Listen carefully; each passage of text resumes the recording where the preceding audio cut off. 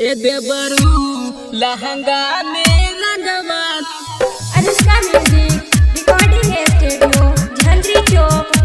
ए देवरू लहंगा में रंगवा लगाइए बबूना।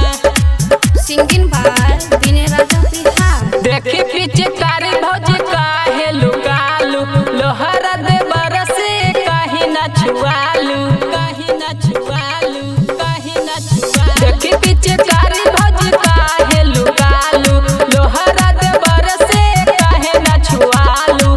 पी के आइल बड़ो दारू लहंगा ले जाइए देवबोना।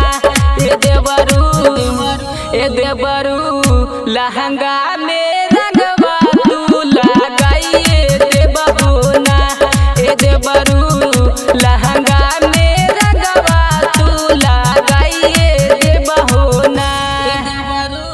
डीजे नीरज हरदिया बाजार गोपालगंज। लहंगा में रंगवा तू लगाइए देवबोना।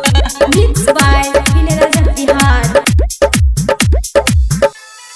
दूनो रे फूला नमक देखिले तमनमा सनक जाला भौजी।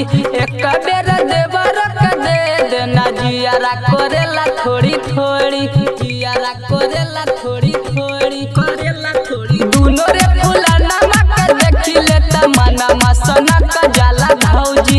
एक बेर देवर के दे देना जियारा करेला थोड़ी थोड़ी। गोरे गोरे गलिया पर दगिया लगाइए देवबोना। ए देवरू ए देवरू लहंगा में रंगवा तू लगाइए देवबोना। ए देवरू लहंगा में रंगवा तू लगाइए देवबोना।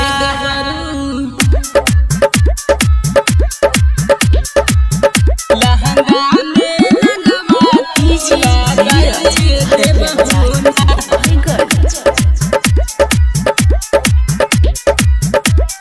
बीन रंगीला से काहे तू भौजी एतना लजालू। दिल खुश न रंगवा लगाई तो हमनी पे काहे खिसियालू, पे काहे खिसियालू, काहे खिसियालू। बीन रंगीला से काहे तू भौजी एतना लजालू।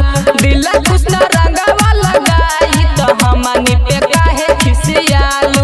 जबाना सलाम पीछे करिया छुआइए देवबोना। ए देवरू ए देवरू लहंगा में रंगवा तू लगाइए देवबोना। ए देवरू